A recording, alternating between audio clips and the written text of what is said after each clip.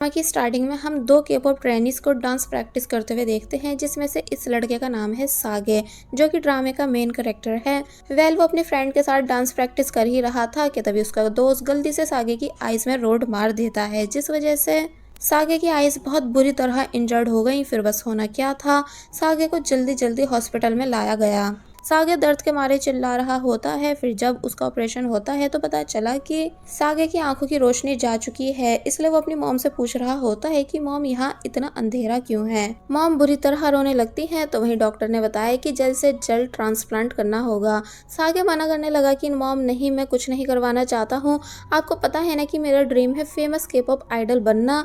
तो तब सागे की मॉम सागे को चुप कराने लगती है, यानी कि उसका ट्रांसप्लांट करा दिया जाता है। फिर तभी ये सीन यहीं कट हो गया और अब हम स्टोरी को काफ़ी साल आगे से देखते हैं, यानी कि अब सागे फेमस के-पॉप आइडल बन चुका है, जिसके ग्रुप का नाम है द क्राउन।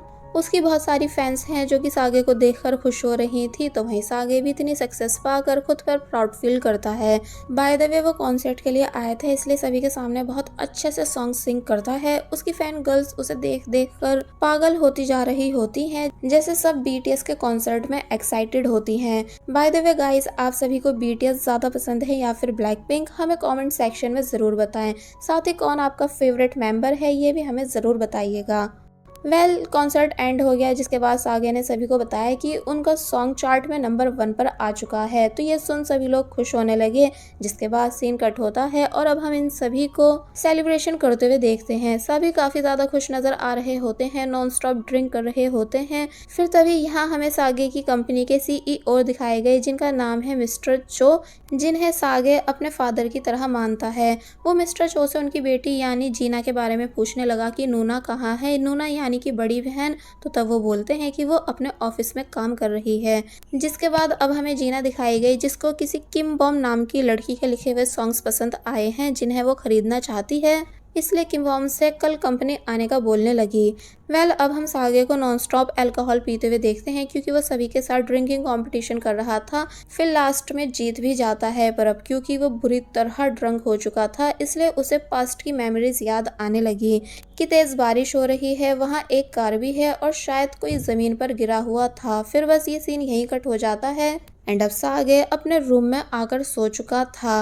वो एक ड्रीम देखता है एंड हमें बताता है कि मैं अक्सर इस सेम ड्रीम को देखता रहता हूँ, जिसमें मुझे एक छोटी बच्ची नजर आती है, जो कि पता नहीं कौन है क्योंकि मैं उसका फेस नहीं देख पाता। साथ ही मैं हमेशा एक म्यूजिक यानी कि मेलोडी को सुनता हूँ, जिसको सुनते ही मुझे चैन की नींद आती है और सुकून भी मिलता है। ये तभी सुबह हो गई, जहाँ अब हमें सागे के रूम को दिखाया जाता है कि उसने कितनी सारी ट्रॉफीज विन कर रखी है। सागे उठा एंड काफी एक्टिव नजर आ रहा था। एक्चुअली सागे हमेशा ही खुश रहता है, पर जब उसे लगा कि मेरा वेट बढ़ चुका है, तो तब उसने नॉन स्टॉप बहुत ज़्यादा एक्सरसाइज की, तब जाकर उसे सुकून मिला। तो वहीं दूसरी तरफ हमें ड्रामा की मेन फीमेल लीड दिखाई जाती है, जिसका नाम है किम बॉम। वो सागे की कंपनी आने के लिए रेडी हो रही होती है, क्योंकि कॉल पर कल रात जीना ने जिस लड़की से सॉन्ग्स खरीदने की बात करी थी, वो किम बॉम ही है। फिर तभी यहाँ किम बॉम ने हमें अपना फेवरेट लॉकेट दिखाया, जिसको वो पहन लेती है। जिसके बाद अब हम वापस से सागे को देखते हैं, जिसके पास उसके असिस्टेंट भागते हुए आते हैं। सागे डर गया कि आप बिना नॉक करे क्यों आए हो एक जवान लड़के के रूम में। तो तब मैनेजर पूछते हैं कि क्या तुम स्टूपिड हो, मेरी कॉल्स का आंसर क्यों नहीं दे रहे थे, क्या तुमको पता भी है कि कितना बड़ा सीन क्रिएट हो चुका है। और फिर उन्होंने कल रात की वीडियो सागे को दिखाई कि सागे ने कैसे नशे की हालत में मिस्टर चो को पंच मार कर उन्हें स्टेज से गिरा दिया था। सागे शौक रह जाता है कि भला ये सब मैंने कब करा, एंड मैं इतने अच्छे इंसान को पंच कैसे मार सकता हूँ। असिस्टेंट पूछते हैं कि क्या तुमको सच में कुछ पता नहीं है। तो तब सागे बोला कि बिल्कुल भी नहीं। असिस्टेंट बताने लगी कि ये वीडियो सोशल मीडिया पर वायरल हो चुकी है, इसलिए अब तुम्हारे सामने काफी प्रॉब्लम्स आने वाली हैं। तो तब सागे जोर जोर से चिल्लाने लगता है। अब हम किम बॉम को देखते हैं, जो कि कंपनी के बाहर आ चुकी है, लेकिन तभी सेम टाइम पर सागे भी यहाँ आ गया, जिस वजह से ज्यादा भीड़ हो जाने की वजह से किम बॉम नीचे गिर गई। साथ ही उसका लॉकेट भी गिर चुका था, जिस वजह से उसके अंदर से मेलोडी प्ले हो जाती है। एंड ये वही मेलोडी है जिसको सागे अपने ड्रीम में सुनता रहता है, इसलिए सागे बुरी तरह शॉक रह गया कि आखिर ये म्यूजिक आ कहाँ से रहा है। इसलिए बार बार पीछे मुड़कर देखने लगता है, पर अब क्योंकि ज़्यादा भीड़ हो चुकी थी, इसलिए इस वजह से वो यहाँ पर रुक नहीं पाया एंड उसको मजबूरन अंदर जाना ही पड़ा।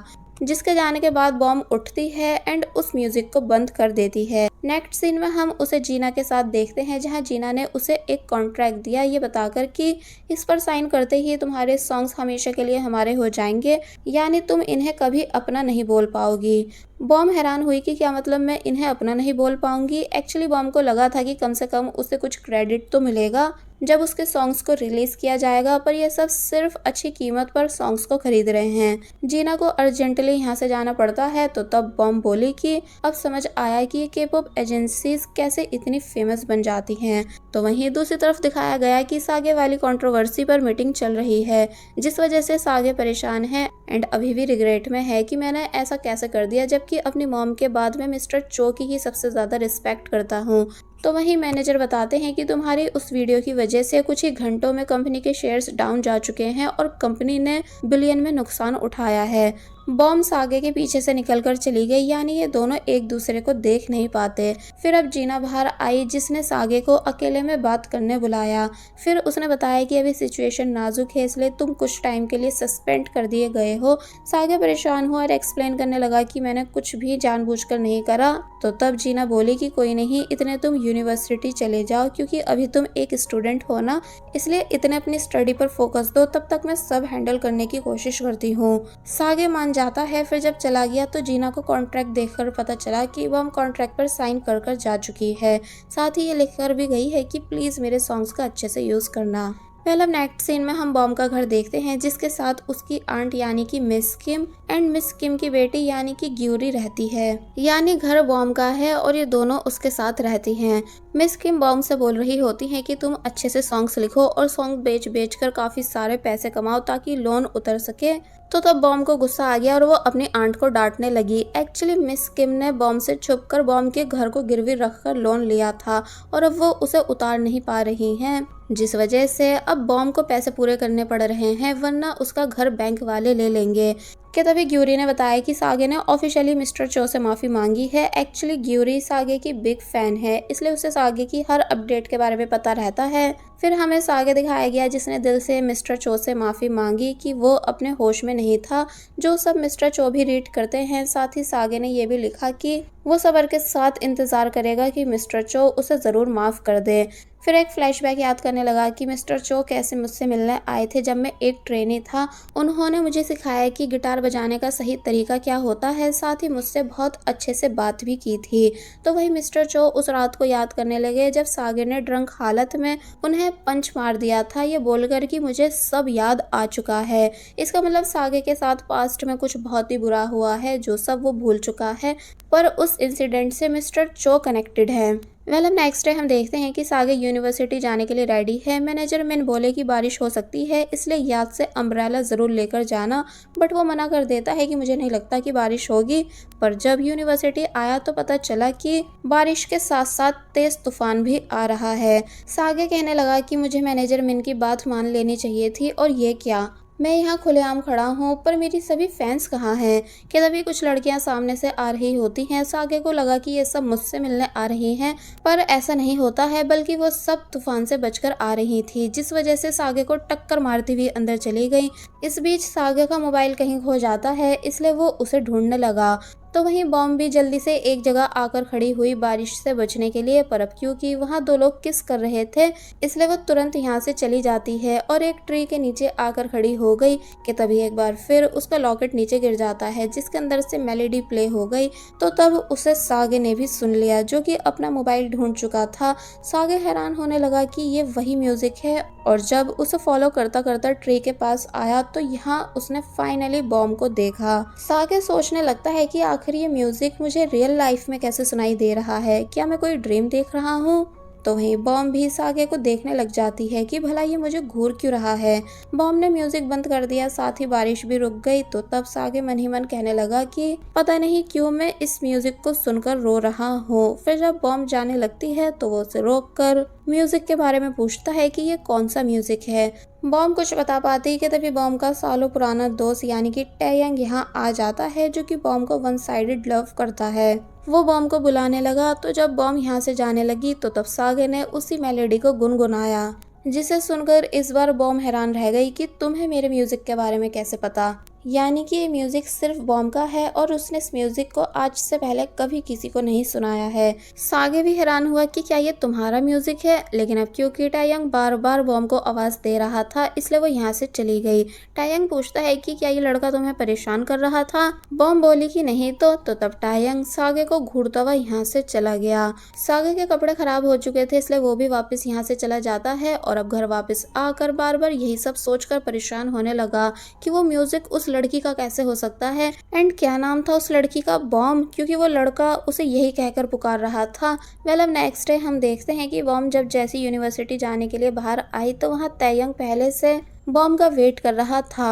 बॉम्ब पूछने लगी कि ओप्पा आप यहाँ क्या कर रहे हो, तो तब यूरी बाहर आई एंड कहने लगी कि ये तुमसे मिलने के बहाने मुझे घूरने आते हैं क्योंकि शायद ये मुझे पसंद करते हैं, पर मैं क्लियर कर दूं कि मुझसे कोई भी उम्मीद रखने की जरूरत नहीं, यानी कि मैं सिर्फ सुपरस्टार सागे को पसंद करती हूँ, मरते दम तक सिर्फ सागे को ही अपने दिल में रखूंगी। और फिर तभी यहाँ से चली जाती है। टैयंग हैरानी से कहने लगा कि क्या ये लड़की पागल है जो इतना सब सोचती है, तो तब बॉम्ब बोली कि नहीं ये बहुत ही ज्यादा क्यूट है। और जब हंसने लगी तो तब बॉम्ब को हंसते हुए देखकर टायंग को बहुत ही अच्छा लगता है क्योंकि टायंग सच में बॉम्ब को काफी ज्यादा लाइक करता है। फिर ये दोनों भी यहाँ से चले जाते हैं।